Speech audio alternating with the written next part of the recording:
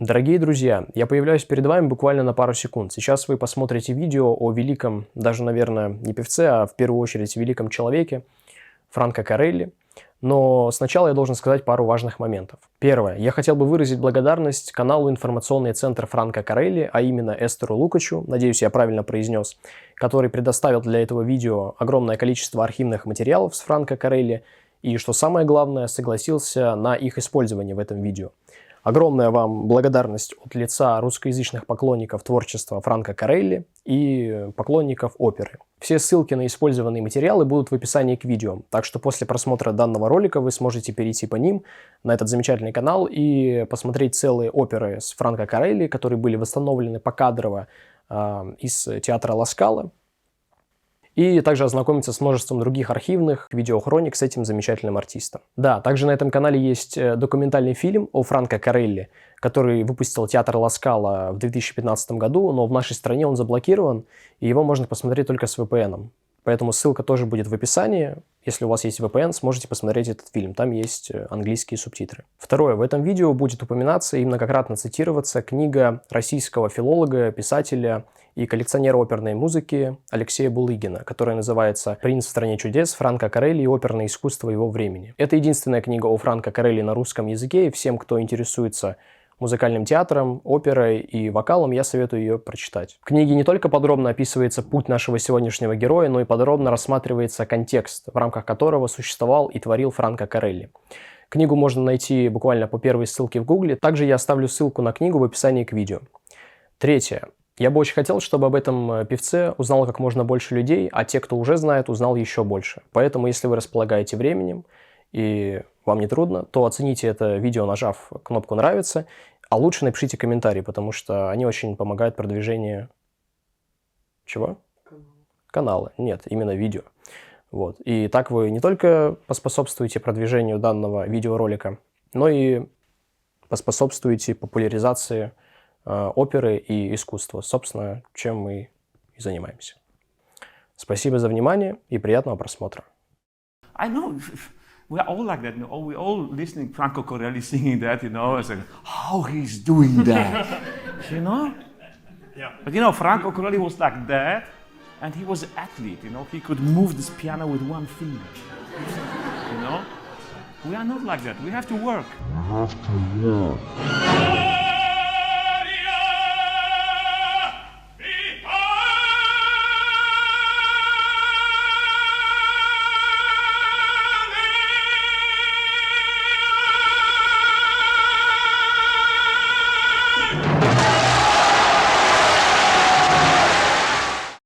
Франко Корелли не просто великий оперный певец, являющийся одним из главных итальянских теноров послевоенного времени. Корелли — это символ той настоящей оперы, которую мы навсегда потеряли. Еще при жизни он вышел за рамки лозунговых оценок. Выдающийся, великий, лучший, хотя, несомненно, являлся таковым. Со временем амплуа певца стало тесным для него, ведь он не просто исполнитель, которого называют через запятую с другими, он нечто особенное. Именно поэтому для настоящего зрителя Корелли является не просто выдающимся тенором, а художником голоса, оттиском времени и буквально знаком оперного искусства, воплощенным в человеческом обличии. Насчет многих оперных певцов люди высказывают различные мнения, противоречивые, часто полярные, выдающиеся или нет, хорошо пел или плохо, просто исполнял или интерпретировал. Когда мы говорим о Корелли, таких противоречий просто не возникает, ведь он навсегда занял свое место на Олимпе оперных исполнителей. Он один из лучших голосов и выдающихся личностей в истории оперной музыки. Он, как его окрестили современники, принц теноров. Ни одного певца-мужчину не обожали так, как его. Наверное, только Мария Каллас может сравниться с Франко по степени одержимости зрителями. Театры буквально содрогались от рева публики, когда Корелли умолкал, хотя часто зрители обрушивали свои овации, даже не давая итальянцу допеть.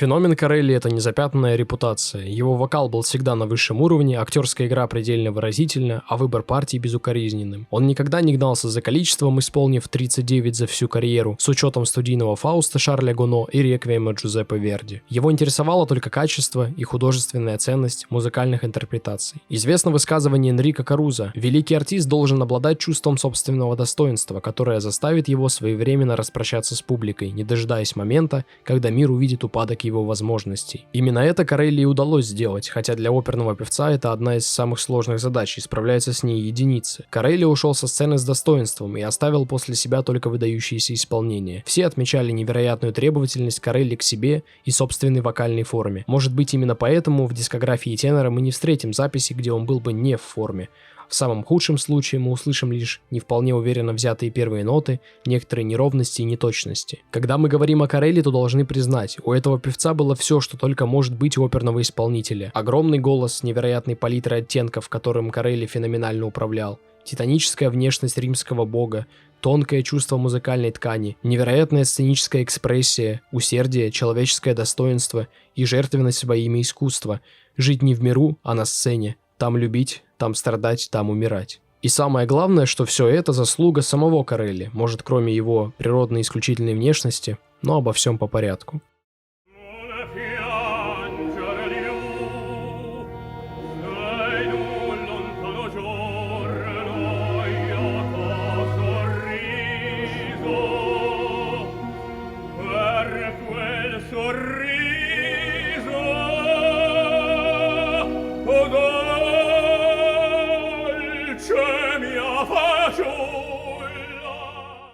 Дарио Корелли, а именно такое его первое имя, Дарио, родился в Анконе в маленьком древнем городке на юге Италии. Наиболее вероятной датой рождения является 8 апреля 1921 года. Однако известный критик Рудольфо Челлетти, знавший Франко с первых лет его оперной карьеры, в критико-биографическом словаре певцов указывает, что певец появился на свет 9 апреля 1923 года. А в таком авторитетном журнале, как Opera News, многократно можно было прочитать, что Корелли родился 4 августа 1923 года. Если все же считать годом рождения Корелли 1921, то тогда ситуация обретает некий символический смысл. Ведь именно в этом году скончался король теноров, великий Карузо. И, как верно подмечает в своей книге Алексей Булыгин, после смерти короля теноров уже никто не мог с полным правом услышать в свой адрес «Да здравствует король». Таким образом, титул «принц» говорит о многом, как минимум об исключительном положении его обладателя. После учебы в школе и прохождения военной службы поступил в Болонский университет, чтобы получить специальность инженера-кораблестроителя. Однако затем изменил свое решение и поступил на вокальное отделение консерватории Пезаро. Но долго он там не проучился, скоро Корелли вернулся в Анкону и стал заниматься пением частным образом. А потом и вовсе перешел на самостоятельное обучение, которое происходило весьма забавным образом, через посредника. Его приятель, обучавшийся в Пезаро, возвращался в Анкону и передавал уроки другу. Вероятно, здесь сыграло роль то, что учителем его друга был один из самых выдающихся вокальных педагогов 20 века – Артуро Мелокки, учитель Марио Дель Монако, Гастона Лимарилли и многих других грандиозных певцов. За Дель Монако Корелли в то время наблюдал и слышал о его успехах. Конечно, если бы не маэстро Мелокки, то Дель Монако не добился бы того, чего он добился. А вот назвать Корелли учеником Мелокки достаточно сложно, сам Корелли посетил его всего несколько раз. Но говорить о том, что он впитал некоторые фундаментальные принципы вокальной методологии мастера, вполне уместно. Более того, можно сказать, что Корелли в каком-то смысле усовершенствовал принцип Мелокки, который заключался в пении при максимально опущенной гортани, что делало звук плотным и громким, а звуковедение предельно однородным. 3 регистра звучали как один. Корелли, видя некоторую ограниченность вокала Дель Монако, который звучал как огромная труба, но имел проблемы с нюансировкой, легато и меццо-воче, и в общем не был разноплановым в своих интерпретациях, поменял статичную, предельно опущенную гортань на плавающую, что позволило его голосу быть более вариативным и легко поддающимся изменению динамики звука. Кстати, из певцов на Корелли сильнее всего повлиял Аурелиано Пертили. Молодой итальянец помногу слушал записи уже состоявшегося тенора и пытался постичь секреты его вокального искусства. Как известно, Пертили был невероятно техничным вокалистом, и Корелли пытался не просто копировать его стиль, а формировать свой собственный вокальный аппарат, ориентируясь на певческие методы Пертили. Также на Корелли сильно повлиял его старший коллега и хороший друг Джакомо Лаури Вольпи, которого принц теноров не раз назовет одним из величайших вокалистов в истории.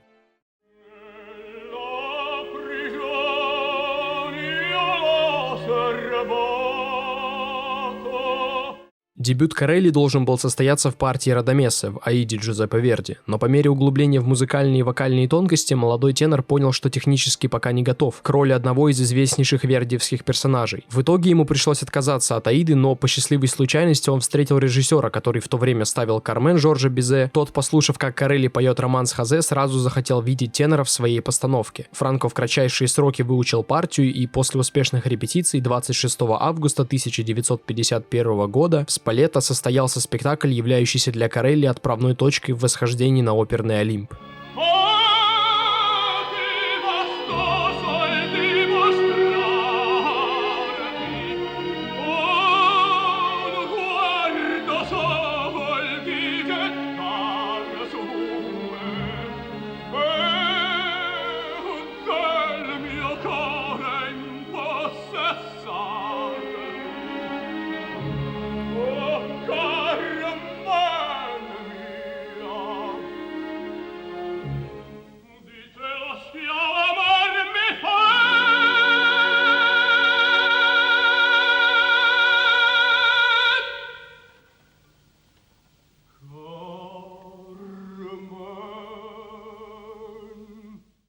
Вскоре начинающему певцу успешно удалось выступить в Риме в опере «Джульетта и Ромео» Рикардо Дзанданайи и получить приглашение от ряда театров, а также итальянского радио. Около 3 лет Корелли прокладывал путь в самый именитый европейский театр – Ла Скала. За это время он зарекомендовал себя не только в таких партиях, как Радамес в «Аиде», Дон Карлос в одноименной опере Верди, Полеон в «Норме» Беллини, но и в редких для итальянца ролях самозванца в Борисе Годунове Мусорского и Ахиллеса в опере Глюка «Ифигения в Авлиде». Говоря о периоде в творчестве Корелли до дебюта в Ла Скала, стоит сказать пару слов об отношениях Корелли с русским зрителем и русской культурой, а они достаточно неординарные. И чтобы понять почему, нам нужно перенестись в 1964 год, ведь именно в этом году он должен был приехать в Москву вместе с труппой театра Ла Скала. Его имя уже значилось в афишах, но из-за сильной усталости тенор вынужден был отказаться от поездки и отправился восстанавливать силы на родину. Так отечественный зритель навсегда потерял возможность услышать великого итальянца. И если про Марио Дель Монако русскоязычный слушатель, а особенно советский, знает достаточно, ибо Дель Монако приезжал в СССР в 1959 году и отпечатал свое величие в русском сознании, то Франко Корелли для нашей публики, к большому сожалению, остался в тени. Но в биографии Корелли есть место, которое связывает его с русской культурой намного больше, чем его коллег по сцене. 26 мая 1953 года состоялось открытие знаменитого фестиваля «Флорентийский музыкальный май», на котором впервые за рубежом прозвучала опера «Война и мир» скончавшегося за 1,5 месяца до этого Сергея Прокофьева. Записью именно этого спектакля открывается дискография Франко Корелли. Самое странное и забавное, что стройный высокий Аполлон Корелли исполнил партию Пьера Безухова, который в романе Толстого описывается как толстый, неуклюжий, похожий на медведя. Тем не менее, он вполне успешно с ней справился и получил неплохие отзывы прессы. То есть именно Корелли впервые интерпретировал эту партию для иностранного зрителя.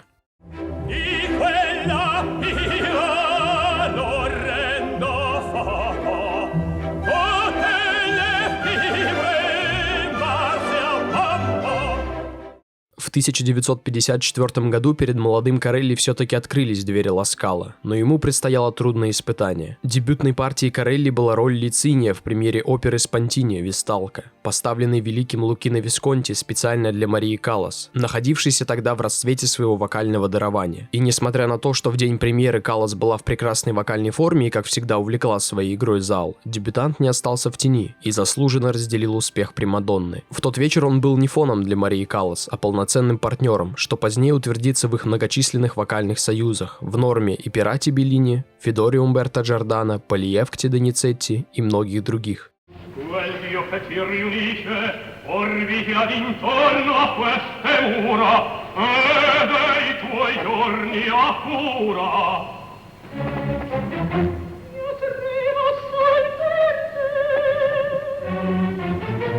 Dai tuoi carini l'immagin disprezzai, da sforzo sì terribile, conosci il mio coraggio, forse non hanno asilo le foreste, sotto altro cielo, in qualche antro selvaggio. Parla, da un rio selvaggio. Наверное, пришло время поговорить о голосе Корелли. В Советском Союзе и на постсоветском пространстве Корелли часто относили и относят к драматическим тенорам, что я считаю не совсем правильно, ибо голос Корелли по условной шкале далеко не самый драматический. Для примера вспомним Рамона Виная, Франческо Мерли или уже упомянутого Марио Дель Монако. Я бы отнес Корелли к спинто-тенорам, хотя для описания его голоса очень хорошо подходят смежные категории – спинто-драматический и спинто-лирический, ибо большинство исполненных им партий спинтовые, малая часть драматические, а на завершающем этапе своей карьеры Корелли и вовсе выберет лирический вектор. Также надо принять во внимание тот факт, что на протяжении всей своей карьеры Корелли отказывался от исполнения радикально драматических партий. Так он не исполнил ни одной партии в операх Вагнера и, например, Отелло в одноименной опере Верди. Многие специалисты иногда характеризуют голос Корелли как романтический тенор, то есть голос, имеющий мужскую силу и объем, но в то же время мягкость и нежность. Голос твердый, но способный в нужных моментах быть трогательным. Если образно и ассоциативно описывать голос Корелли, помимо категорий вроде маскулинный, страстный, пронзительный, нежный, можно сравнить его голос, если говорить о спинто-репертуаре, с молнией, с раскатом грома, со смерчем. А если говорить про партии лирического характера, которые у Корелли получались просто великолепно, например, Ромео в «Ромео и Джульетте» Шарля Гуно, Рудольф в «Богеме» Джакомо Пуччини, Вертер в одноименной опере Масне, можно сравнить его голос, точнее манеру звуковедения, с подписью. Четкий и выведенный широкий штрих в начале, интонационные узоры соединений и в конце фразы или слова всегда это фирменная огранка звука. Это романтическое окончание, буквально окутывание звука музыки в вуаль человеческого голоса.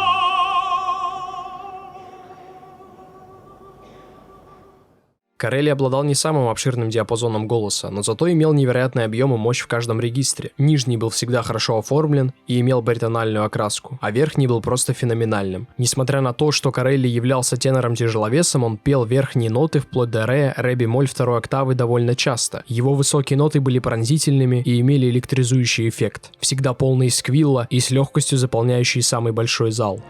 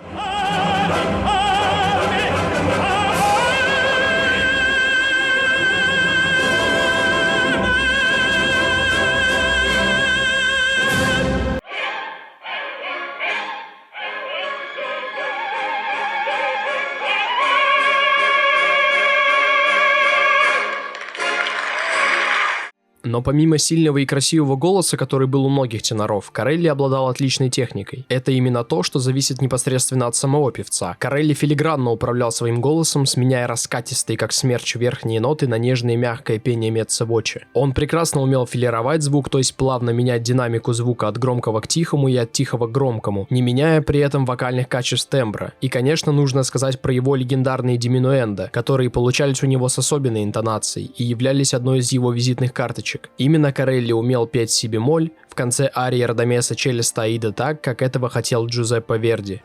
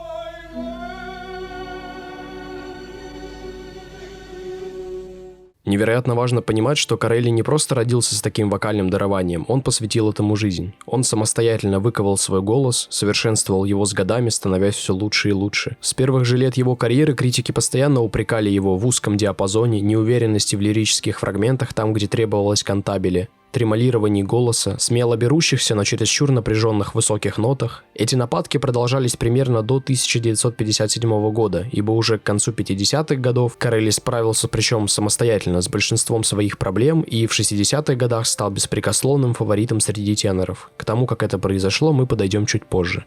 Ибо сейчас мне хочется рассмотреть еще одно достоинство Корелли, о котором люди зачастую имеют совершенно искаженное представление. Это его внешность. Мало кто понимает, что аполлоническая и весьма редкая для оперной сцены внешность Корелли в первые годы его выступлений создавала певцу немало проблем. Часто она приковывала внимание гораздо большее, чем его голос. И именно ей многие критики приписывали тот успех Корелли у публики, который, несмотря на некоторые вокальные проблемы и злобные выпады прессы, сопровождал певца неизменно. Вот несколько выбранных наугад фраз из рецензий на спектакли с участием Корелли.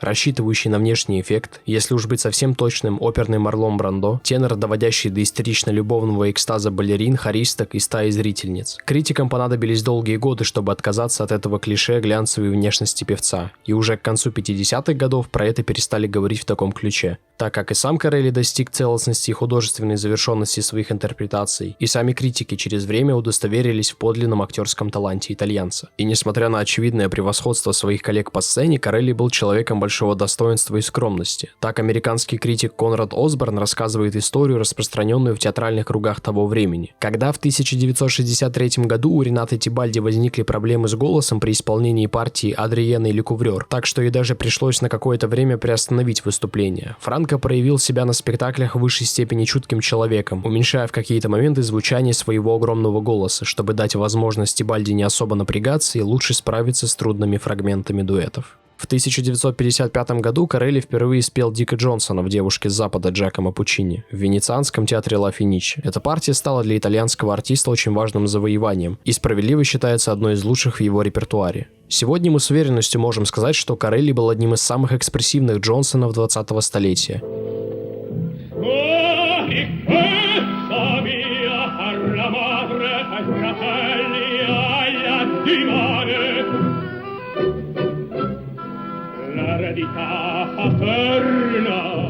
Через год он повторил успех, с триумфом исполнив эту партию в Ла Скала. В тот вечер на последних строчках арии Келла Микреда зрительный зал не выдержал, не дождался паузы, и гром аплодисментов заглушил оркестр.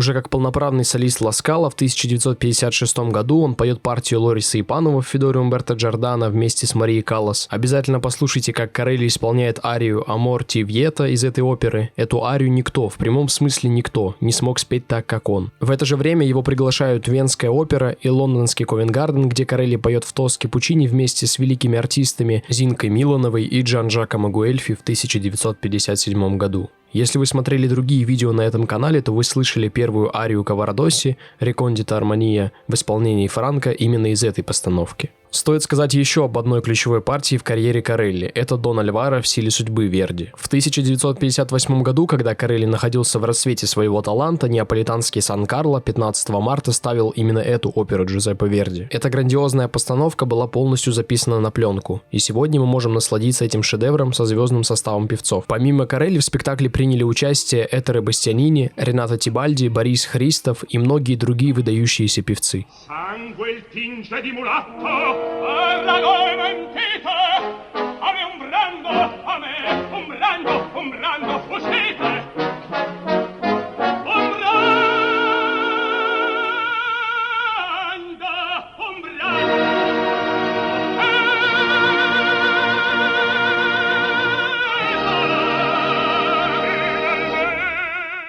Также в Италии Корелли становится одной из центральных фигур в фестивале «Флорентийский музыкальный май», о котором я уже упоминал, и «Арена ди Верона». Нужно сказать, что голос Корелли был предназначен для больших площадок под открытым небом, и пение в таких местах было оптимальным для него, или вернее сказать, для его пронзительного голоса, вследствие чего Корелли уверенно чувствовал себя на открытом воздухе. Подтверждением этому служит хотя бы тот факт, что за всю карьеру он спел 10 сезонов на арене ди Верона, 8 в термах Каракаллы, не говоря уже о неподдающихся подсчету появлениях на различных аренах летних фестивалей во множестве стран мира, и все это с сохранением первоклассной вокальной и физической формы. Корелли был рожден для героических типов персонажей оперы серия с античными сюжетами. Хотя партии подобного рода он исполнял не так часто, как другие, то, как у него получались образы римских проконсулов, патрициев, это нельзя передать словами. Казалось, ему не нужны были фальшивые доспехи, чтобы подчеркнуть воинственность и героизм персонажа. Он сам был титаном на сцене, почти 1,90 м ростом, широкоплечий, атлетического телосложения, с ногами, которые были похожи на две колонны. Даже в этом уже есть что-то античное. Корелли не нужно было выдавливать из себя что-то величественное, добиваться мнимой патетики, он просто был им, античным героем, Полеоном, Полиэфктом, здесь и сейчас. Если в партии Полеона в норме Беллини Корелли стал одним из лучших еще в середине 50-х, то в 60-м году, когда он был на пике своей формы, он пришел к партии Полиэфкта в одноименной редкой опере Гаэтано Доницетти. 7 декабря 1960 года миланский Ла Скала открывал сезон именно этой оперой. Состав исполнителей был не просто звездный, а божественный, воистину великий. Главные партии исполнили Мария Каллас, Франко Корелли и Этере Бастианини. Это была невероятная постановка. Тот день вошел в историю мировой оперы. Блистали, конечно, все, но Корелли сделал в тот вечер что-то бесподобное. Во втором акте в каденции арии Полиэфкта Корелли выдал запредельное по силе звука и эмоциональному наполнению верхнее до второй октавы, которое как смерч ворвалось в пространство зала, секунда, и театр Ла Скала расходился по швам уже не от пения итальянца, а от взревевшей толпы, которая кричала «Браво» еще очень долго.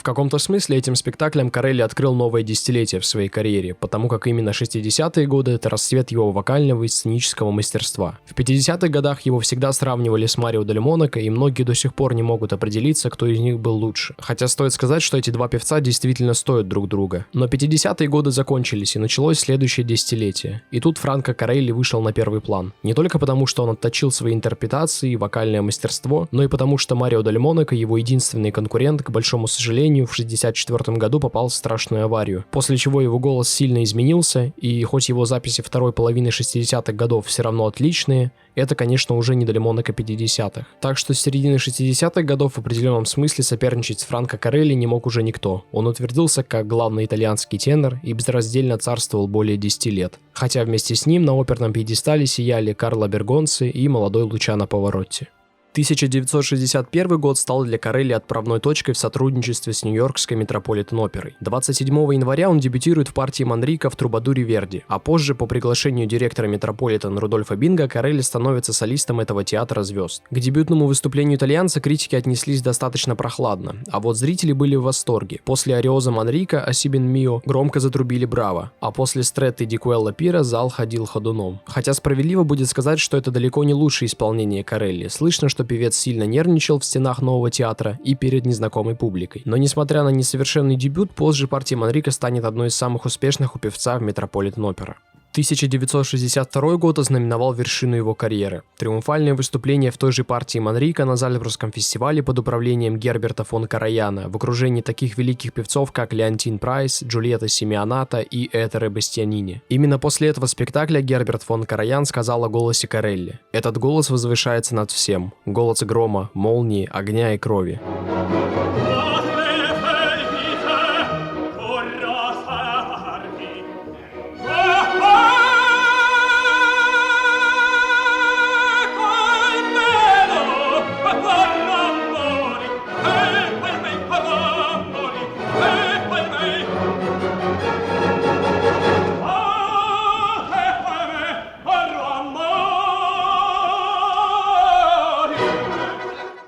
В том же 1962 году Корелли принял участие в премьере оперы Мейербера «Гугеноты» в Ла-Скала, с блеском исполнив труднейшую партию Рауля. Он разделил успех с Джоан Сазерленд, Джульеттой Симеоната и Николаем Геуровым. Франко Корелли единственный из своих современников на тот момент, кто смог подготовить эту партию и успешно с ней справиться. Дело в том, что изначально она была написана для тенора Адольфо Нури, который, как вспоминают очевидцы, хотя и обладал очень сильным голосом, начиная с ля-бемоль или с чистой ля, пел все верхние ноты фальцетом. Но несмотря на столь высокую тесситуру, Корелли великолепно справился с партией и в каком-то смысле продолжил традицию своего старшего коллеги и друга Джакомо Лаури Вольпи, который был лучшим Раулем своего поколения.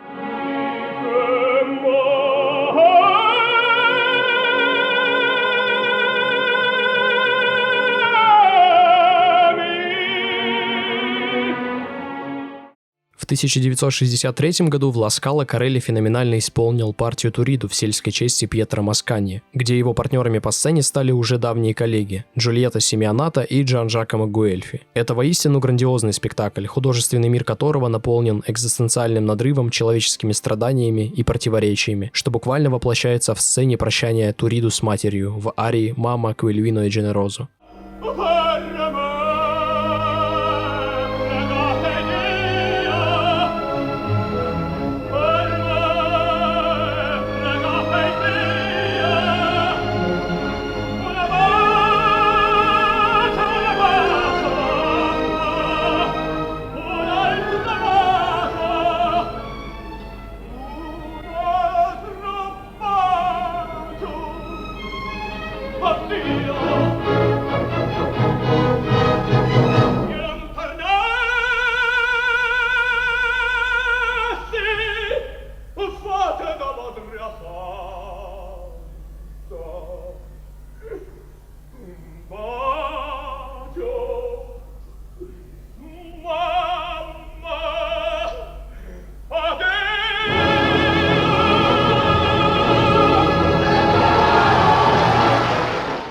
В начале декабря 1964 года Корелли принял участие в своем 6-м открытии сезона Ла-Скала. Это 5-е подряд открытие тенором престижнейшего европейского театра. До Корелли никто не удостаивался подобной чести. Но в то же время это было и прощание с европейской сценой. Если взглянуть на хронику выступлений певца, то нетрудно заметить, что после 10 спектаклей «Турандот», последний из которых прошел в январе 1965 года, в Ла-Скала Франко больше не выступал. Ближайшие после этого годы были распланированы Корелли в соответствии с планами Метрополитен. Во второй половине 60-х годов Корелли почти не появлялся в Европе, покоряя своим талантом Америку. Раз была упомянута опера «Турандот» Пучини, надо сказать пару слов о партии Калафа в исполнении Корелли, ибо это одна из его ярчайших ролей. Кто-кто, а Корелли был действительно одним из лучших, если не лучшим Калафом 20 века.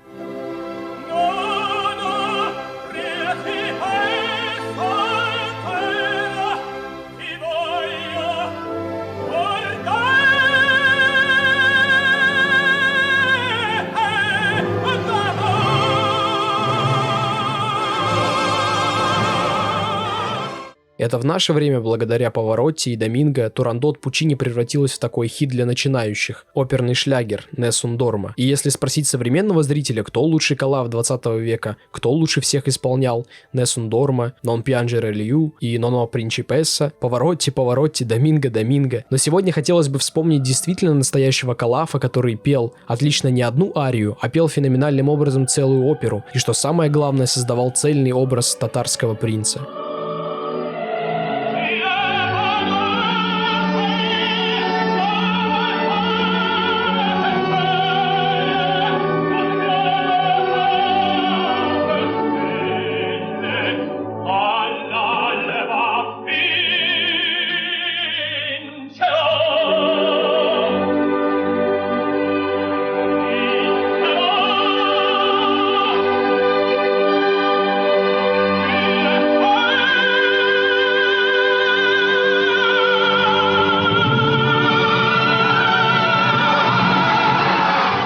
Конечно, успех Корелли в партии Калафа нельзя рассматривать вне фигуры Биргит Нильсен, сотрудничество с которой подарило зрителю, наверное, лучшую запись Турандот 20 века, по мнению и критиков, и зрителей. Также эта партия представлена многочисленными студийными записями и живыми записями из зала. Сохранилось несколько записей Турандот с Корелли из Арена ди Верона, и, наконец, есть замечательный фильм-опера, снятый к столетию Пучини.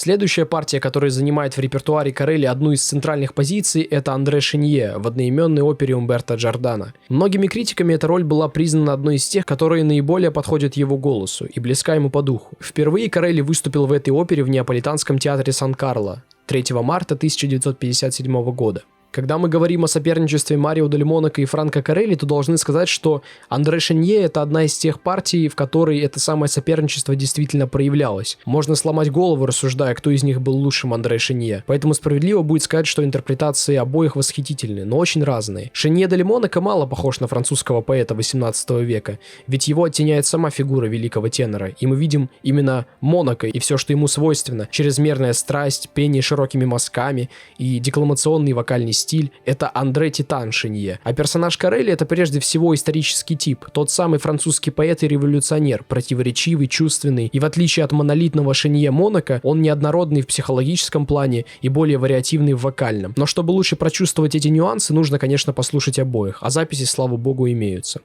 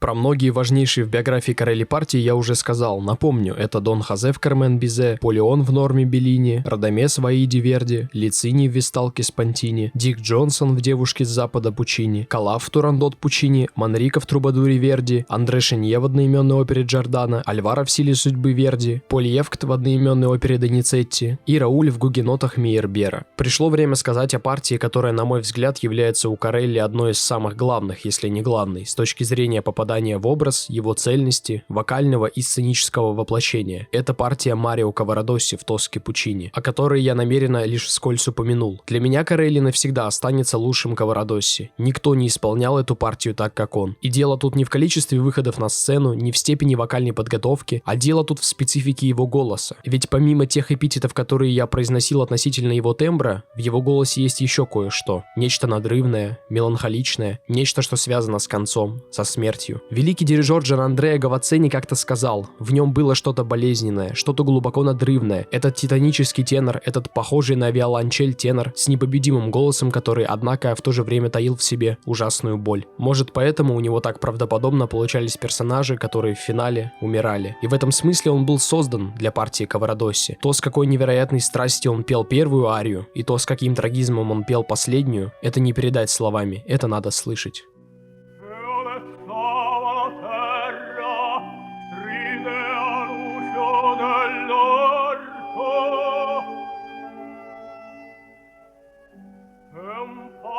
Sfiorava l'arena,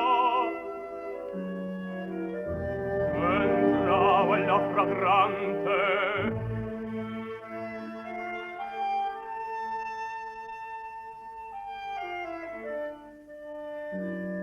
mi cadea fra le braccia.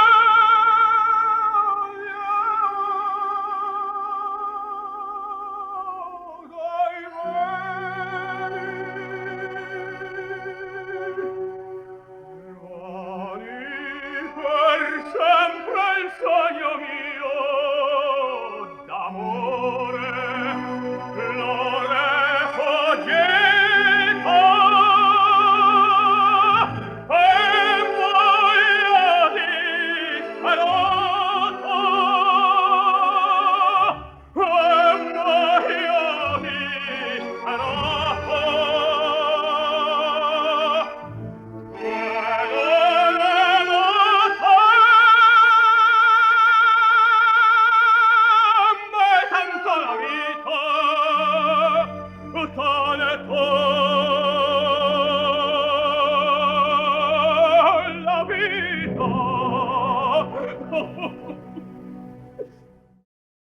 Что еще отличало Корелли от других певцов, он очень поздно начал петь концерты. Первый, на котором он принял участие, состоялся аж в 1965 году. А что такое сольные концерты для оперного исполнителя? Это популяризация собственного имени. Корелли в первую очередь певец живой постановки, певец театра, а не певец концертов и вечеров. Сначала искусство, а потом имя. Как я уже сказал, с середины 60-х годов соперничать с Франко Корелли не мог уже никто. Он утвердился как главный итальянский тенор. При этом репертуар его расширялся минимально. Самыми яркими поздними дебютами для Корелли стали, что всех сильно удивило, лирические партии. Рудольф в «Богеме Пуччини», Вертер в одноименной опере «Масне», Эдгар в «Лючии Ламермур Доницетти» и, конечно, Ромео в «Ромео и Джульетте» Шарля Гуно. Эту партию Корелли будет исполнять достаточно часто и, что самое главное, до самого завершения своей карьеры. Последний раз он выступит в этой роли в 1975 году. Вы всегда узнаете интерпретацию Ромео Корелли по сокрушительному надрывному верхнему «до» на фразе «Нет, лучше я умру, но увижу ее снова».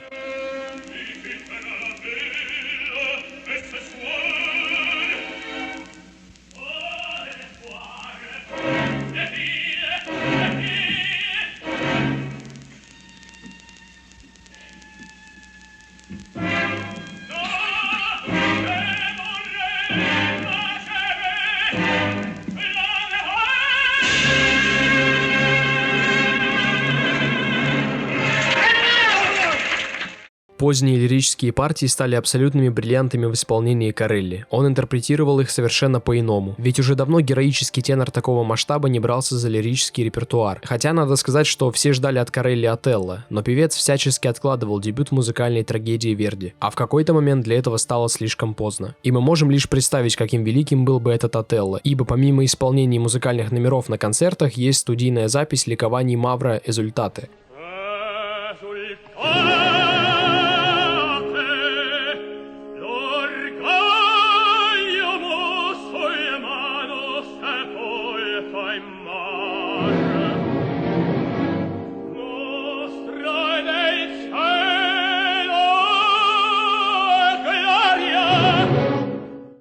Франко Корелли был абсолютным перфекционистом среди вокалистов. Он всегда работал на износ, катастрофически нервничал перед каждым выступлением, хотя знал, что ему достаточно просто выйти на сцену, и зрители уже будут аплодировать. Он всегда испытывал невероятный стресс во время спектакля, его руки часто дрожали, но голос никогда. И о его неуверенности знали лишь коллеги и близкие. Для зрителя он навсегда оставался титаном. Если был хоть один намек на плохое самочувствие, он сразу отменял спектакль. Одной неуверенно взятой ноты было достаточно, чтобы разбить руки в кровь в гримерке и остановить выступление. Все это не могло продолжаться вечно. В 1975 году в Метрополитен ставили Норму Беллини. Партию Пулеона должен был исполнить Корелли, а жрицу Монсеррат Кабалье. Но после удачной генеральной репетиции Корелли неожиданно для всех отказался от выступления. Нервы тенора сдали. «Мне не то, что уже не хватает голоса. Во мне больше не существует того спокойствия и той силы, которые позволяют выдержать напряжение спектакля», признавался Корелли, отвечая на вопросы журналистов, почему он отменяет одно выступление за другим. «Возможно, я слишком серьезно воспринимал свою карьеру. Я вложил в нее слишком много», скажет певец позже. А тогда, в конце 1975 года, он просто почувствовал необходимость передышки и острую необходимость в постижении других простых сторон жизни, ради чего ему пришлось на время, как поначалу казалось, приостановить выступление. Это событие стало отправной точкой в уходе Корелли со сцены, что у всех вызвало недоумение, ведь он был в отличной вокальной форме. В 1976 году Корелли спел Рудольфа в двух богемах Пуччини в Торе дель Лаго. Эти два спектакля 10 и 13 августа являются финальными в карьере итальянского тенора. А 1981 год стал последним в певческой жизни Корелли. Он появился на сцене в возрасте 60 лет на двух концертах в Нью-Йорке. Во втором, помимо Корелли, принимали участие Джером Хайнс, Никола Росси Лемини, его жена Вирджиния Дзани и тенор Ферруччо Таgliavini. Просто послушайте, как звучал голос Корелли в возрасте 60 лет уже после ухода со сцены. Oh